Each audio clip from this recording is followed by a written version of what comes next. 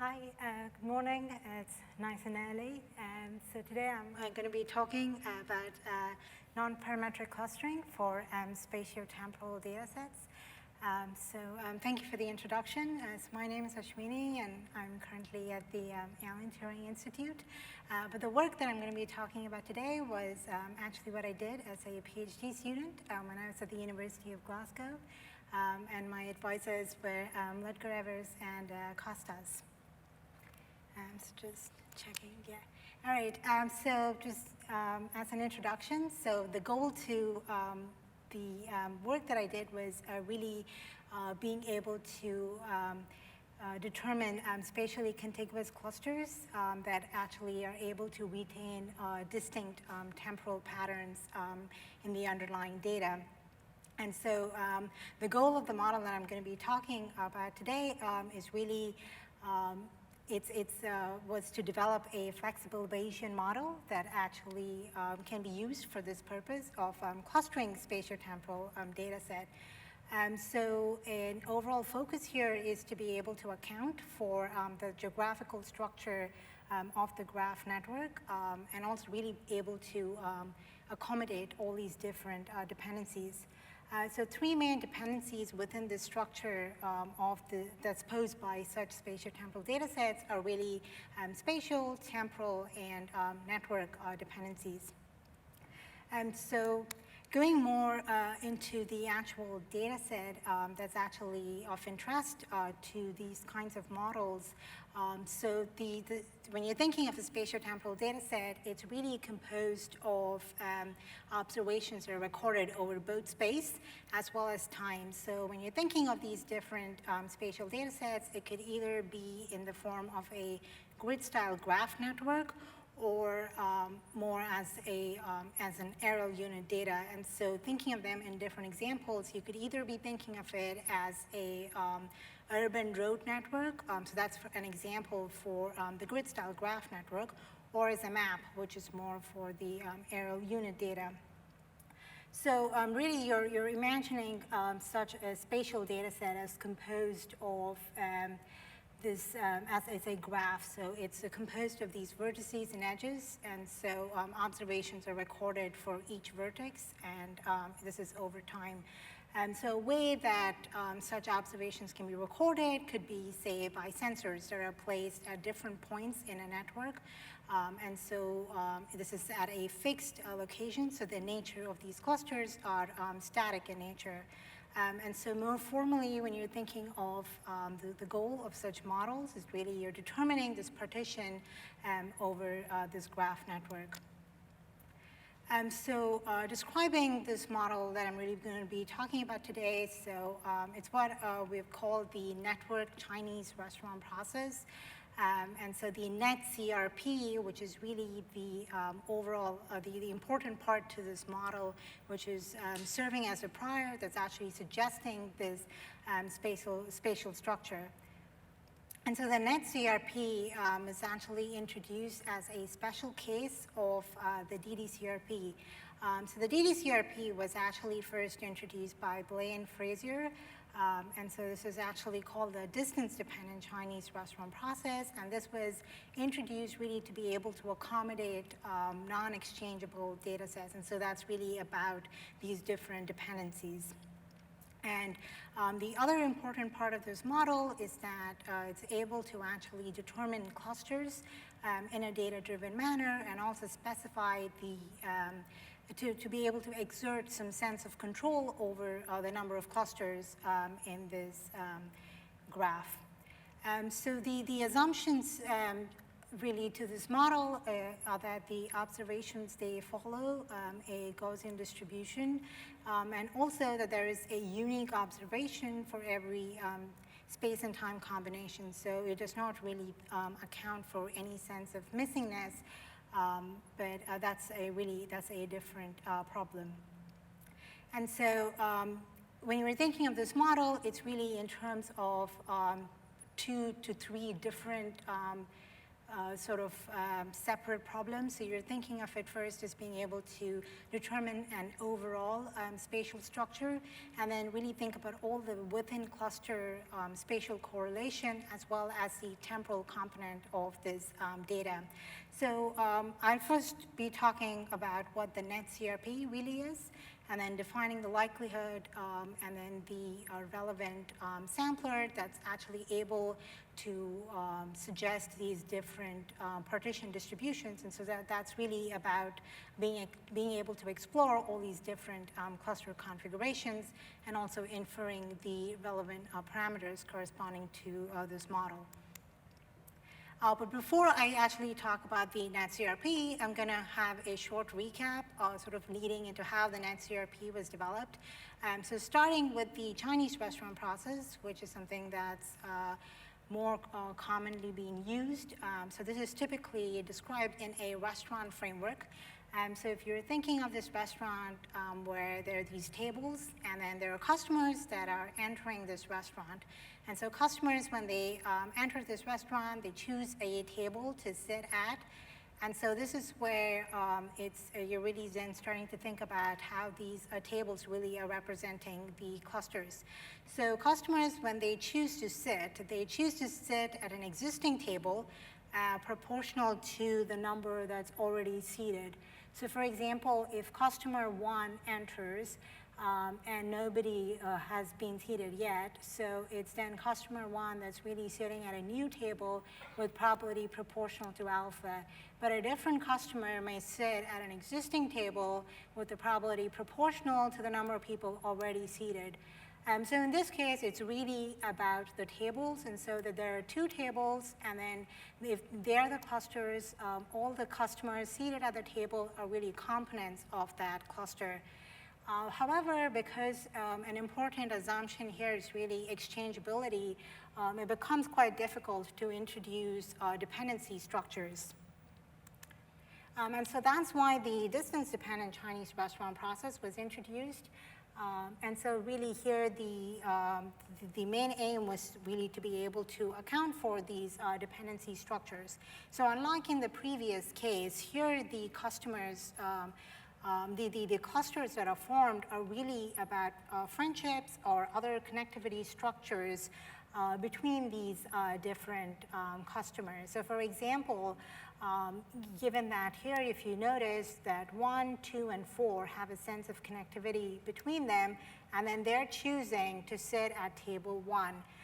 Similarly, if you notice 5 and 3 have a sense of connectivity, and then they're choosing to sit at table 2. And so given that these sort of sense of friendships are defined by a distance function, this can then be used to modify and really be able to account for different dependency structures. So this paper was actually written more with the idea of a sequential process. So only being able to think of a sense of a data set that is sort of entirely on time. And so that can make it quite difficult when you're trying to think of data sets which really have both space and time constraints. So the network Chinese restaurant process was really introduced. This was part of my PhD work, which is really thinking about the way where other dependency structures, really spatial structures, can be introduced. And so the way that this is accommodated for, so the first thing, you sort of start to think of this more in the form of the graph network. So then you're really thinking about this as being composed of these vertices and edges. And so in this case, that friendship is really more about the adjacency structure. So if a vertex that has this adjacent vertex, this other adjacent vertex, the edge that is formed that eventually results to in a connected component, then that's really what is corresponding to this cluster. So for example, in this case, that's really saying that if this, so in this case, this is really about a loop. So at a vertex, if there's simply an edge at that same vertex, which is what a loop is, that is really corresponding to a new cluster. and a edge is formed for a vertex that's really adjacent to a given vertex VI. So that's really trying to define the DDCRP in terms of this spatial structure. But the other part that's actually quite important here is being able to have a sense of control over the number of clusters. And so the number of clusters can, a sense of control can be imposed upon the structure, not just by thinking of clusters that are formed as loops, but also thinking of this in terms of redundant edges. And so a good way really to think of this is, so if you notice, these are three different graphs. If you think, or if you're able to notice the differences, I realize this is a bit light, but essentially in this first case, this is entirely blue, and so this is represented by this entirely connected structure. And if you notice, there's just this one loop. And so the cluster in this graph is really corresponding to this one loop. But in this case, where it's still the same network, this is really corresponding to two clusters, and that's because it's really corresponding to these two loops. So that's really defined by this equation. And in this other case, you notice that there's a loop here, there's another loop here, and then there's what is called the cycle. And so in this case, that's really then corresponding to these three different clusters. And so that's really for the first part, which is then trying to suggest this spatial structure over the network. And so the second part to this is really the data model, where the observations are being assumed to follow this Gaussian distribution. And then also, this is the likelihood also within which the spatio-temporal precision matrix is defined, so that the within cluster dependencies are also being able to be accounted for. So some important things to this likelihood is that given the nature of how the spatio-temporal precision matrix is defined with this Kronecker product structure, it can quickly make things very difficult in the inference process. So it's really quite important to be able to reduce this very large matrix. So for example, if this was, say, with a dimension of 158 by 158, and this 120 by 120, Kronecker product dimension would quickly be somewhere about 60,000 by 60,000. And so then trying to think of inversions or really working with this can quickly get very complex in the inference process. And so this is where we used Kronecker product tricks that is really quite useful in being able to improve its efficiency as suggested here. And so going to the inference, which is really the part where you're thinking about all these different ways that the sampler can explore the different cluster configurations. And so as I talked about, a new cluster is really formed by the presence of these cycles. So that's both loops, as I mentioned here, as well as cycles, or in this form, which is a very basic cycle. And so given the nature of how these clusters are formed, the way the likelihood is defined is really, it's how it changes depending on whether new clusters are formed that requires the likelihood definition to be sort of defined in a different way at each iteration, or whether this can simply be used in the same way throughout, which again has impact on the computational process. So these are just some scenarios to really show how this is sort of done differently for the different cases. And so that's where there is no change in the cluster.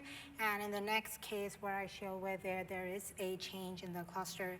So for example, in this first case, so suppose you're looking at this vertex 5 in this network composed of 9 vertices. So as you can see, the clusters that are formed are really, in this case, by this cycle, by this loop, and by this other cycle. And so in the first case, it's really 3 clusters. And so if you were to sample a particular edge as part of this inference process, it's then going to, so in the first case, you're sampling this, so you're removing it, and then you're replacing it back at that same place. And so in this case, if you notice, there's really no change to this cluster structure.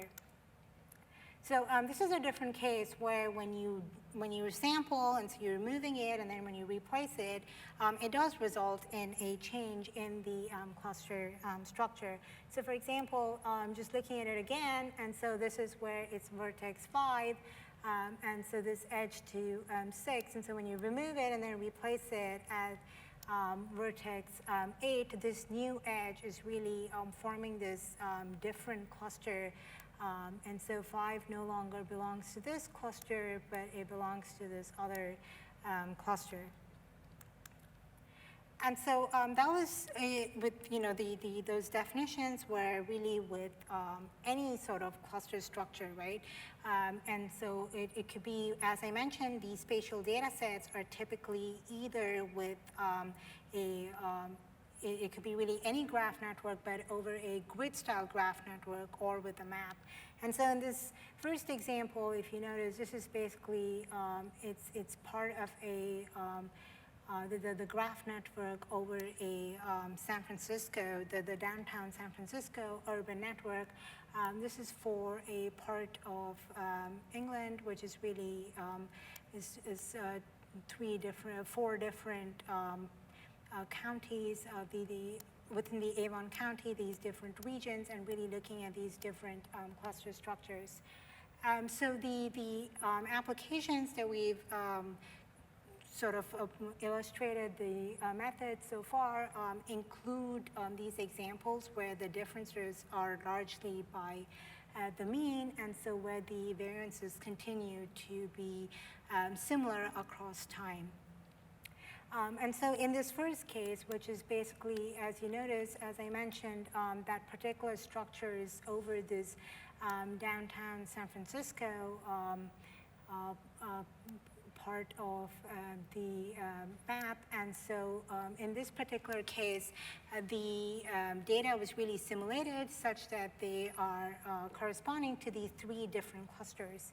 And so this is just a simple example to try to illustrate how with these different alpha values. So if you remember in the NetCRP, the alpha was really what was defining how a cluster was formed.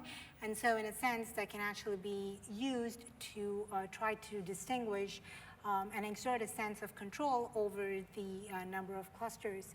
And so in this case, if you notice, as the alpha value reduces, the number of clusters do reduce. And so with a simulated case where the true number of clusters is actually 3, this lower value of alpha is actually is able to retrieve the number of clusters.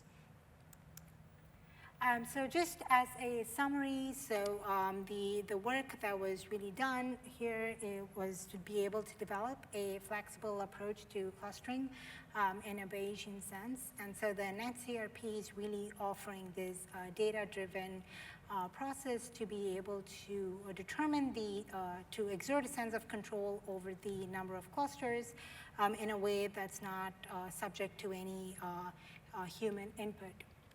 And so the overall goal also here was really to be able to determine these spatially contiguous clusters that are able to retain the underlying temporal patterns. And so such spatio-temporal data sets over graph networks are really data sets composed of temporal, spatial, and network dependencies. So a lot of the work that was done was really where we used a grid-style graph network as a motivation and also as a way to be able to check the ability of the model to be able to function in a way that we were interested in it. But it's also quite interesting to be able to see how it does with aerial unit data sets. And so we've been using a housing price data set from Zoopla to also be able to look at how very specific problems can also be solved using these extensions. And the Gaussian assumption does not always work depending on the nature of data set. So it's also interesting to be able to see how the existing properties, particularly for the data over time, can be accommodated differently if other distributions were utilized. So that's basically it. And if there are any questions, I'd be happy to take that.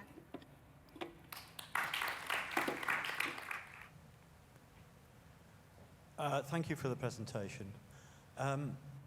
Obviously, you are looking purely at network systems here. Yes, they do have an underlying network structure to it.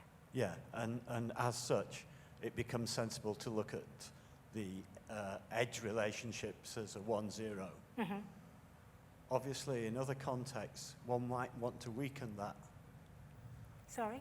You might want to weaken that assumption and start thinking about the distances between.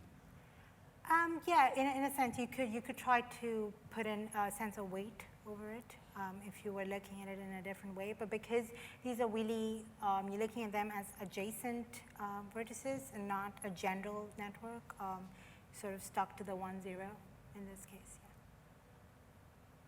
Okay, so I'm afraid in the interest of time, I think we have to move on. But okay. Thanks very much to Ashwini again. So our next speaker is Jeanine Houwing from the University of Leeds. I'm going to tell you about my recent work where we try to estimate the effect of lifestyle and air quality on health outcomes, and where the special interest is in how to deal with the lack of these predictors. So this is joint work with George and Jeanine, and especially Jeanine did a lot of work. So our health is influenced by biology, environment, so biology, genetics, epigenetics, etc. Environment, pollution, food, the food which is available, and our behavior, physical exercise and food. And so my past work has been focused on genetics and epigenetics and all kinds of bioinformatic data sets. This was the disappointment that this doesn't really predict the disease outcomes. There are some exceptions, of course. And that one of the explanations is that environment and behavior has a huge impact on our life. But in the past, this was hard to measure. Data were not available, but this is changing very fast. And it's not only the current environment and the current behavior which affect our health status, but probably also our past, and which pollution have we been exposed to and how long. And yeah, I said these data sets are available, and how do we model these complex data sets? That is the question. There are several challenges with this data. First of all, these data come from different sources, and so to link them and to get them in the right format takes already time, more than we expected in the beginning. But they are also have different forms. So like pollution and weather data, they are dense. We have them hourly or even per 5 minutes. We have this data. Well, predictors on lifestyle often come from questionnaires. They can also be dense if we have these variables, but we have data from questionnaires from the Leeds City Council, and they are over a grid of time points. And the same holds with outcomes. They are also often sparse for a grid monthly or yearly. So this is some example of our data sets. So in Leeds, we started with 3 stations, but now we have data on 11 stations. But we started with 3 stations, and we depicted them here. And we see that there's lots of missing data because the sensor is not working, or this one, the green one, is added at a later stage.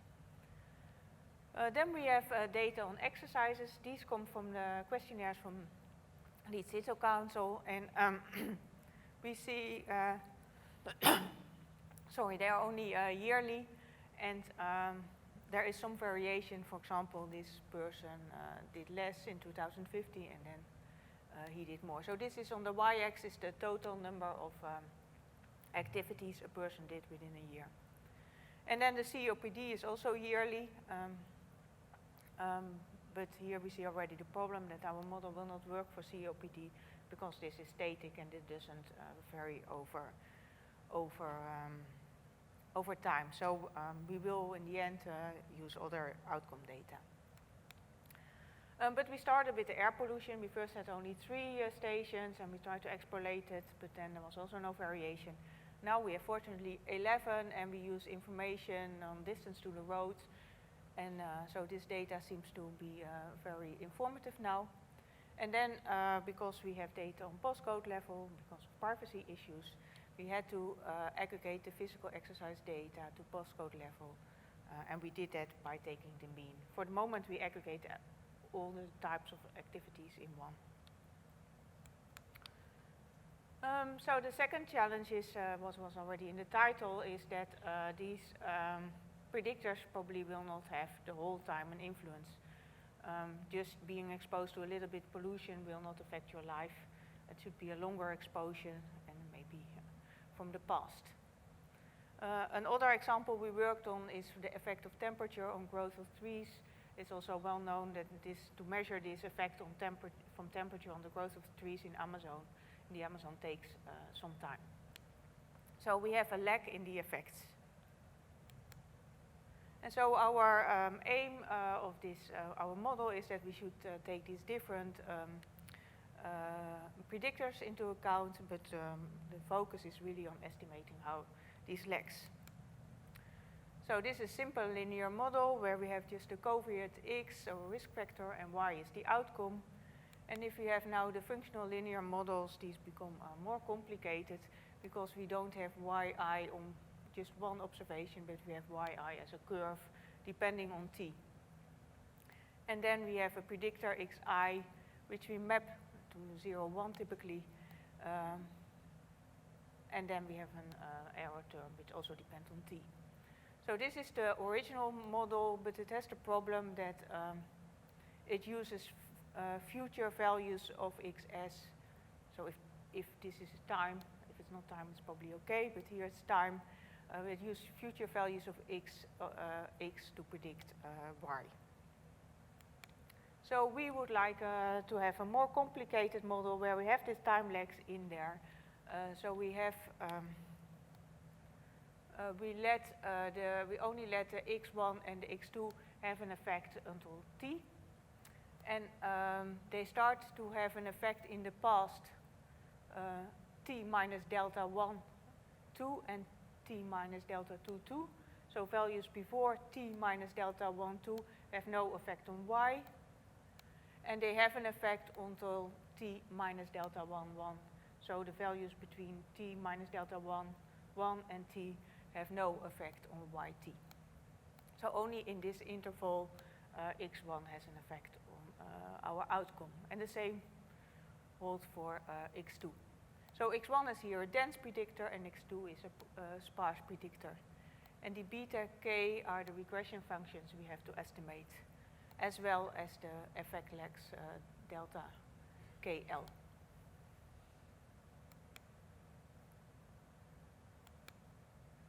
So let ni be the number of subjects, and then we have, for each I, we have a number of outcomes, a number of covariate values for covariate 1, and a number of values for covariate 2. So these are the time points for which we are observed. And, so this is the number of time points for the outcome. M1i is the number of time points for x1. And M2i is the number of time points for x2. So we use for the dense predictor, we use a nonparametric smoothing. Maybe it's not needed, depends on how it looks like. And for x2i, which is sparse, we use functional principal component analysis sparse to get smooth estimated over time. So then we need to estimate beta 0, which is just taking the average, and some smoothing. And then for a grid of legs, so we fix the delta parameters first. We estimate these beta 1 and beta 2 using penalized methods, and I have some more details on the next slides. And then for this beta 1 and beta 2 we compute a normalized predictor error, and then we take these legs with the corresponding betas, which have the smallest prediction error. So to estimate the regression functions beta 1 and beta 2, we use bases, we use B-splines, and again on these intervals, and so we have to estimate these big B's, B1 and the small B's. So the big B's are the bases, and the B1 and B2, the small B's, are the coefficients we have to estimate, the coefficient functions. And we do that by using a penalized squared sum of squares. So this is the normal sum of squares, and we penalize them, one for the B1 and one for the B2. So the larger these coefficients, the more smooth the functions are. And to estimate the B1 and B2, we do that by using a bivariate kernel smoothing based on the covariances of x1 and x2, and x1 and y and x2 y. So if we then have the beta 1 and the B1 and the B2, you can plug them in, and we have obtained this average of the mean, and we have the x1 and the x2 for all values in this interval. We can predict yi for every t, which we like to have. And if we have yit for every t, we have also yij for the observed tij. So this is the outcome on the observed tij, and we can compare this with, or this is the observed one. We can compare this with the predictor. And by averaging this out, we get the nonparametric error, prediction error. So to check whether we can get the correct delta functions, and we get the time lags and we get the correct beta functions, we did a simulation study. We had x1, which was dense, a sinus function, I think. They're on the next slide. x2. So here on the x-axis is the time, and on the y-axis is the value of the x, the value 1, the values of the x2, and the value of the y. And the y and the x2 were sparse. So we had 100 observations. The first one was dense, so we had 100 time points. And for the outcome and for the second covariate, we sampled from these points. So we have random number of observations for the other covariates per individual, and this number is much smaller than the 100. Then we used as effect legs 0.1 and 0.4. So we used the same, and also because of computation errors, we cheated a little bit in the calculations. We also used that they should be the same. So these are the functions. So x1 was indeed the sinus plus a t square, zeta times t square. This was x2, beta 1, beta 0, and these were the beta 1 and beta 2 functions. On the next slide, I have how the curves look like. So on the x-axis is the s. So this is because we have the legs between 1 and 0.4. On the y-axis, we have the beta 1 function, and so we have curves because we have curves for each t. So this for each t, we have such a curve. And this is for the beta 2. Again, for each t0, we have a curve. So these are going like this, and this have a knot in the middle. So these are the functions we use for the simulation study, and these are the estimates, and we see that these are actually pretty well, but also this, although there is an error in estimation of this, that is not difficult to get from such a small data set of 100 subjects. So are we going to do better if we have larger sample sizes? And that appears to be the case. If we have 200, from 50 to 200, the prediction error reduced from 2.08 to 1.79. Then with regard to the effect lags, so we used a grid of lags, so the true value was 0.1 and 0.4. And we here also consider total 0 and 0.2. So sorry about that, it's a mistake. So the two are 0.1 and 0.4. And we use a grid, so for each of them 3 values, so total 9 pairs where we searched over the best value. And it appears that 65 out of 100 simulation gave the correct combination. So then the data. So we had air pollution from 11 stations in Leeds, and we extrapolate them by using traffic data. Lifestyle were questionnaires at subject level. We aggregate them for postcode. So we have been busy with this over the summer. And now COPD at GP level, unfortunately, there was not enough variation. And so we have now asked for another outcome. We apply for emergency with COPD to the hospital. So we hope that then we can assess the effect of increased pollution on increased admissions to the hospital.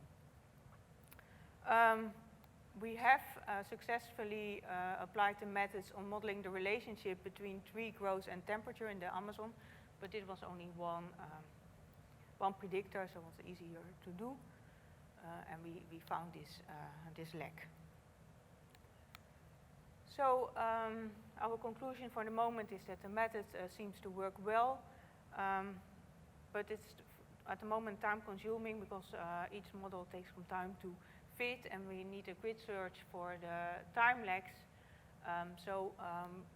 And if we have even more predictors, this will increase the computation time a lot. So we have to think about how to efficiently search for the effect lags, or whether we can do something non-parametrically. Because for the tree data, we saw actually where the lags was, and it was much easier to do than if you don't, if it's not easy to see in the data.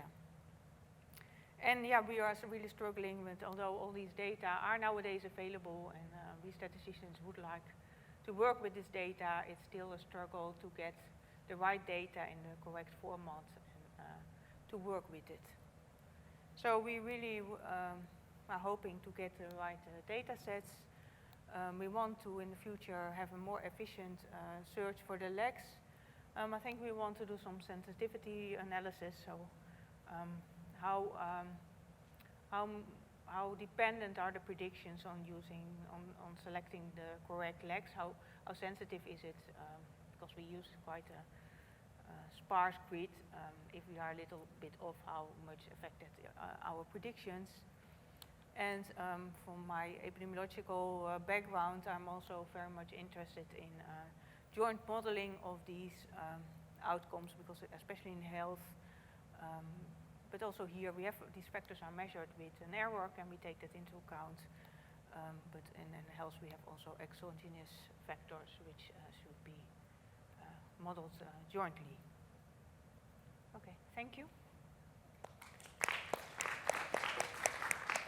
So you showed some results for n equals 100, and then you showed some more results up to sort of n equals 200. Yeah. Was that the kind of the limit of the computations that you could do in reasonable time? I think the number of individuals is not really the problem. The problem is the time points where we have observed data. So right, okay. Going to larger data sets in number of subjects is not the biggest Okay, so this challenge. was due to density of the time Yeah. points. Okay, thanks. Thanks. Okay, so I think we need to move on, so thanks again to Jeanine. So our next speaker is Jiajing from the Chinese Academy of Sciences. Thanks for giving me this opportunity to present my work. This is a joint work with my colleagues at the Chinese Academy of Sciences and Professor Brendan McCabe from the University of Liverpool. So what we do is a model averaging for integer-valued autoregressive model with covariates. So this is the overview of the paper. We'll give a bit of motivation and a model framework and introduce the cross-validation based model averaging, and then some of the theoretical and empirical properties. Count data actually is a large class of time series data. They're actually non-negative integers. So if there's the order number, or like people like sort of in a hospital or some hospital admission, or benefit claim counts, they're all count data. And the count data can also be serial correlated, exactly like the other time series. So the process can be applied in, well,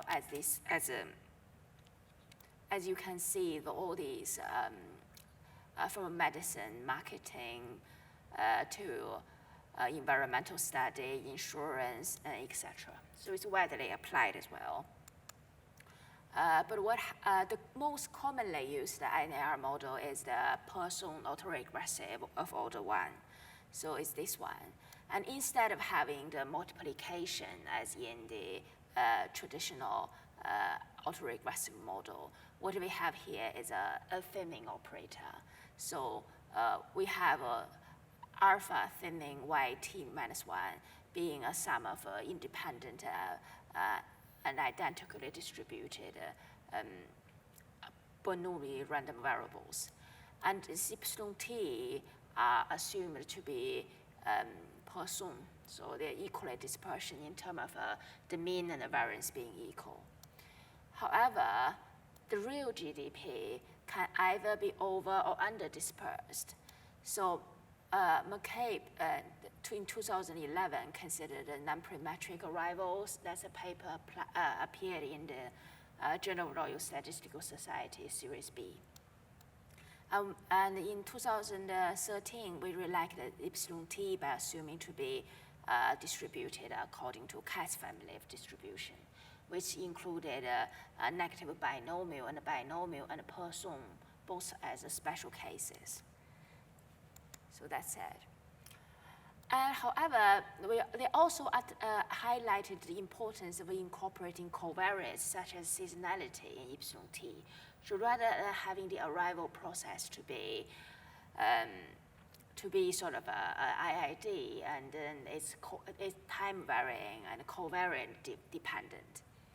The NAR process is still, and another problem is nonlinear in nature. The arrival is latent or unobserved. And the corresponding variable selection method on the covariates is quite underdeveloped. So instead of fitting covariates, what McCabe, Martin, and Harris did in 2011 was to propose the semi-parametric integer-valued autoregressive process. And in this paper, we recourse to model averaging. And our contribution is threefold. So we first developed the work of Zhang et al. In 2013, the leaf subject law, the cross-validation model averaging based on least squared method to maximum likelihood method. And the second, we theoretically proved the asymptotic optimality of cross-validation based on model averaging and MLE. So despite focusing on one group of specific count data models, our results can be generalized to model averaging of dependent data model using MLE as the estimation methods. So third is we proved the consistency of the estimators when at least one candidate model is not underfitted. So this is our modeling framework. So we consider this an ARP model. Oh, just to add one thing, there was there were sort of these NARP models are similar to serial correlation to AR models. So, so you could argue these alphas can be selected by like sort of a partial autocorrelation function. But when this epsilon t is considered, because its mean is not 0, and then that sort of invalidates all the point of that. And so there's how to select lag is also going to be problematic here. And our method can also contribute in this way, so we get around this problem by averaging models with different lags. So avoiding putting all the eggs in one basket. Here we assume this epsilon t is, it's still Person, but it's time-varying Person. So this is a link function f. I mean, this f is usually set to be, this lambda t is usually set up to be exponential x beta, so that we ensure the non-negativity of that. But in practice, you could have other link function as well. And again, standard sort of assumption where all covariates are exogenous. And this is the model framework. So we partition xt into 2 parts. One part is you definitely know you're going to be included. Another part you're not so sure. And then we define this yt, xt, what basically we do by stacking them together. So you can sort of write it in vector format. And these are the parameters of interest. Then the alpha is a thinning parameter, which are probabilities of these binomial distributions. Or you could argue these are the probabilities of this, Bernoulli distribution as well. And these are the covariates. So define the conditional expectation of yt as such. So this is the conditional expectation. And then we have this et as the prediction error in segment. And the maximum likelihood estimation is straightforward. Then we have an ARP model in this way, and this is just sort of the likelihood function, conditional on, of course, the p initial observations. Then we have, this is each sort of probability is a convolutions of p binomial distribution. And this bit is, the last bit is the time-varying Poisson distribution. So we have, under the correctly specified model, we have this converging probability to the true value. This was proven by Bu et al. In 2008. And now we're considering candidate models. So these are the candidate models, which are similar to the 4 model, except we have a subscript s in the here, which actually denotes for sort of y and xt. And the S candidate model can be expressed as this.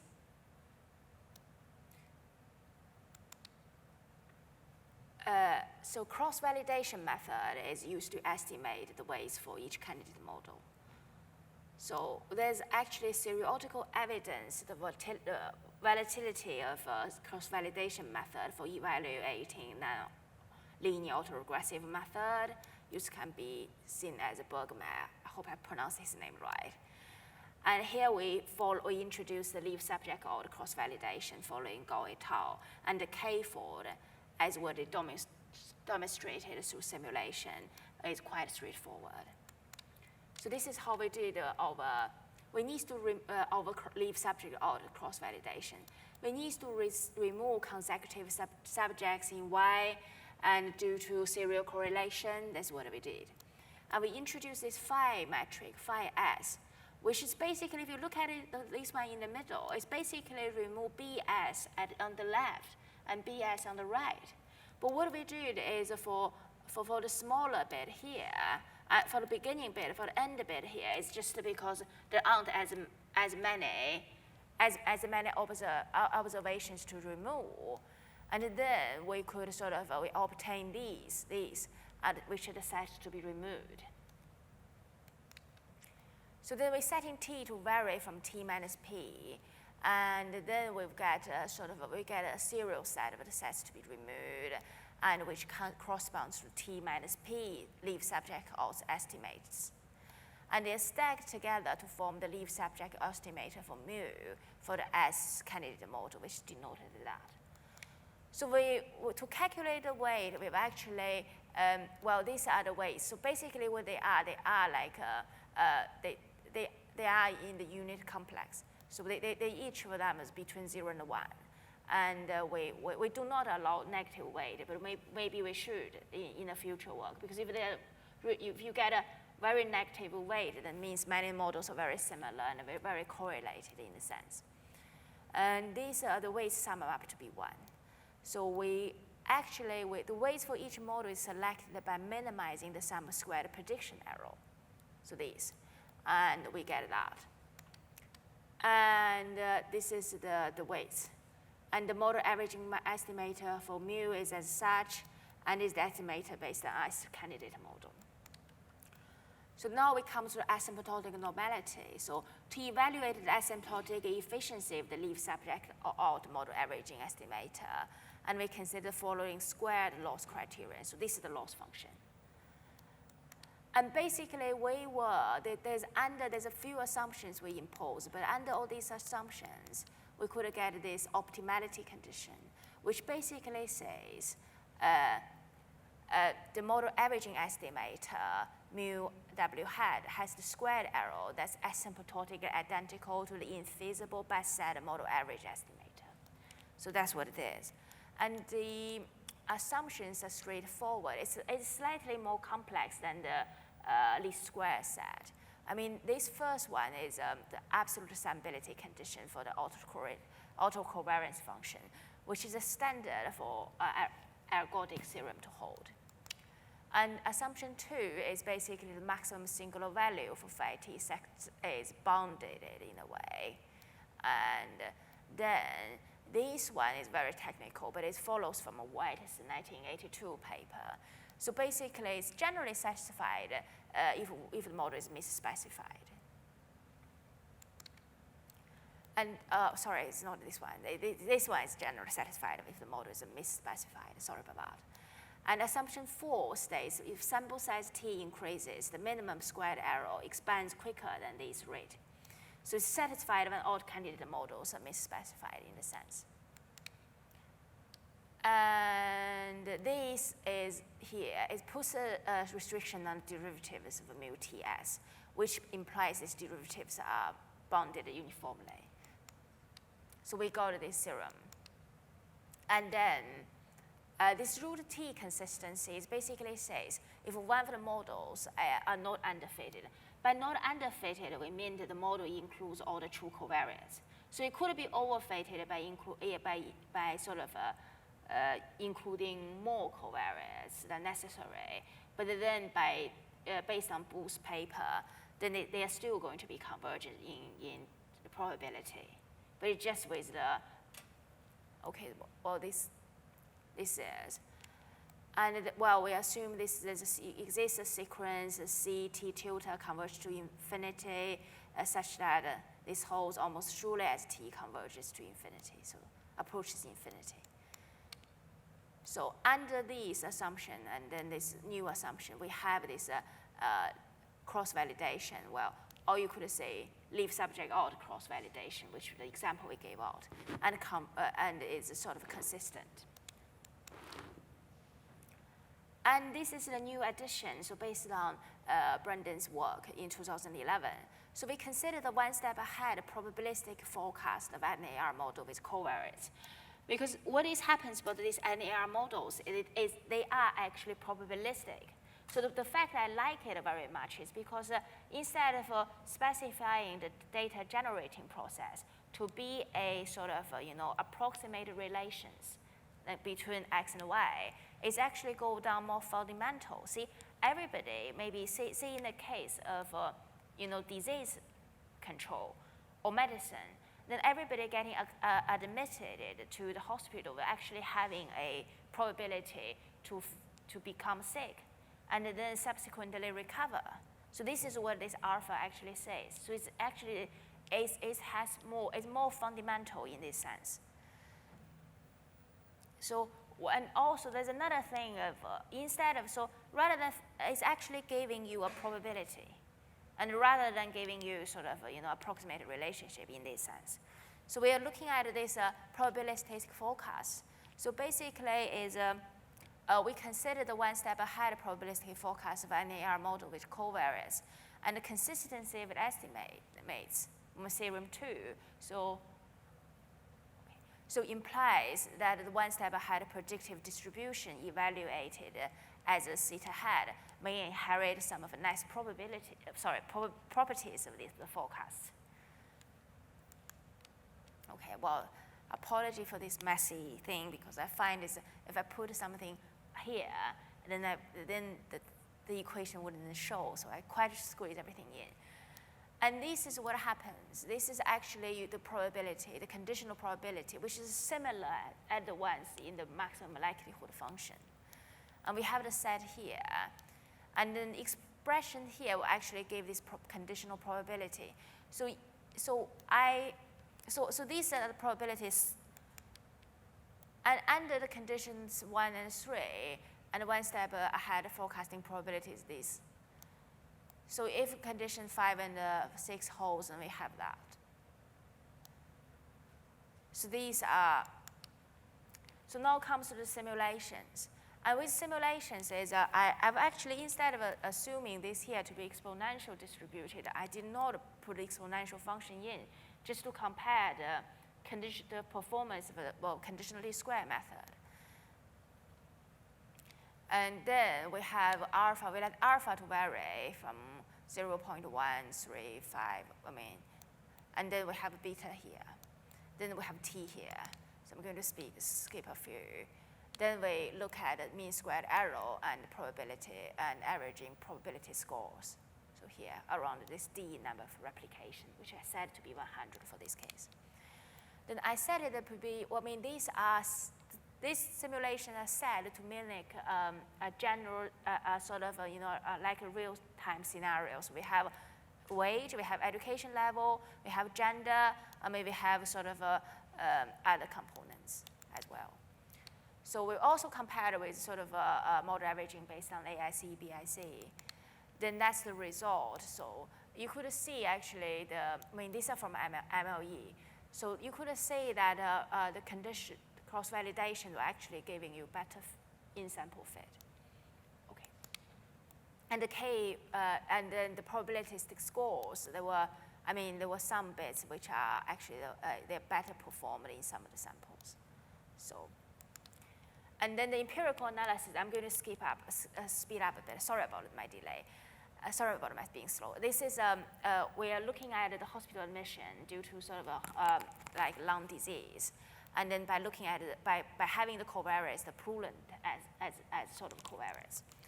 And then these are the variables. So this is the Y, and these are the average temperatures, difference in temperatures, air pressure, and major poolant. And here is actually, is one step mean forecasting error. So we're having, the best one was actually the one with sort of covariates, okay? Model averaging ones. So, okay, that's finished my presentation. And if there's any question or feedback, thanks. I was wondering what level of dispersion your model can capture, both over and under dispersion. Spatial.